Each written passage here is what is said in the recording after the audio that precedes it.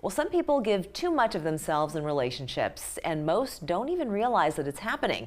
Estimates suggest that at least 15% of adults are codependent, the people pleasers of society. Well, here to share and how to recognize your self-worth and set boundaries, let's welcome back Ashley Martin, licensed professional counselor with ThriveWorks Counseling. Glad to have you back with us. Yeah, thanks, Lila. So codependency, it can be both parties, it can be more than one person, but oftentimes it is just one person. It is.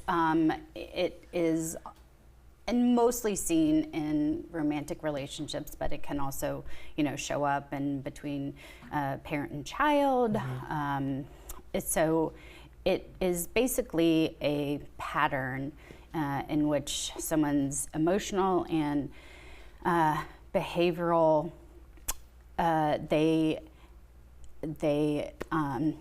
focus mostly on their partners, what they need, what they want. So it's the excessive dependence on this other person for their maybe identity, their self-worth, and all of their validation. Right, yeah. And when you're seeking validation from an external source, that becomes a problem, because if you're talking about a romantic relationship, well, romantic relationships, they do come and go. They're not permanent. So when that relationship breaks up, and then you're left with what? You're left with no sense of identity or internal validation. And I see that also when a spouse passes away. Yes, of course. Well, and for marriages that have lasted 30, 40, 50 years, well, it becomes really difficult to, disentwine yourself with it. I'm not sure if that's a word, but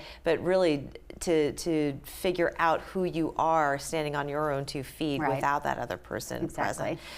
So what would you recommend people do so that they don't find themselves in those situations? Because a lot of people out there, they just enjoy people pleasing. They just like to put a smile on people's faces, and then that's what brings them joy. How do you know the difference between being codependent and just wanting to make others happy? Well, the difference is that it comes at that person's own expense, as in their wants, needs, joy comes second. And so that's where it becomes a problem. And yes, there are a lot of people pleasers, but this goes even further into, not being able to make decisions for themselves, not, protecting their wants and needs, having no boundaries. That self-care is often ignored. So more of like a depletion of self, as opposed to, being fed something, maybe not equally necessarily, but at least something else, where your tank is getting filled to a degree as well. So once you recognize what it is, if you've been diagnosed, if you understand that you are codependent in nature, how do you start turning it around so that you do start to recognize your own needs, demand them from other people, and just maybe not give quite as much of yourself at your own expense? I think first you start with self-discovery, so you kind of have to go back even to childhood and figure out what are your own personal values, beliefs. So it's basically learning about yourself, and then addressing any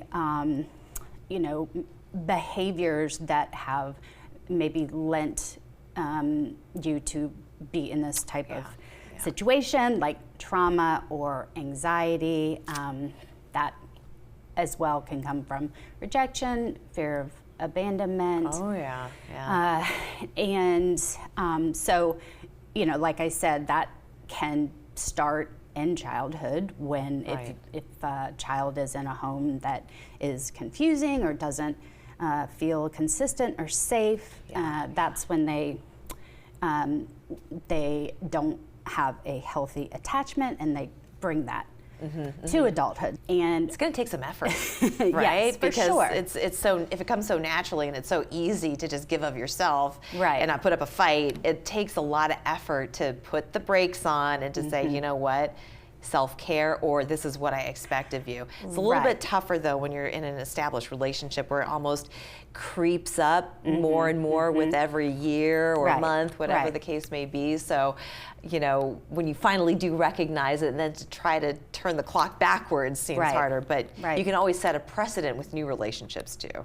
Yes, for sure. And boundaries is, you know, a number one on the list for that. But you know, I think that even in an established relationship, if the partner is, you know, willing to hear the other person, to make changes, because that it may not be the fault of the other partner that this person is codependent on them, but it does require both people to, redefine the dynamics in the relationship. Yeah, so redefining the relationship. Yeah, dynamics of the relationship, not the relationship itself.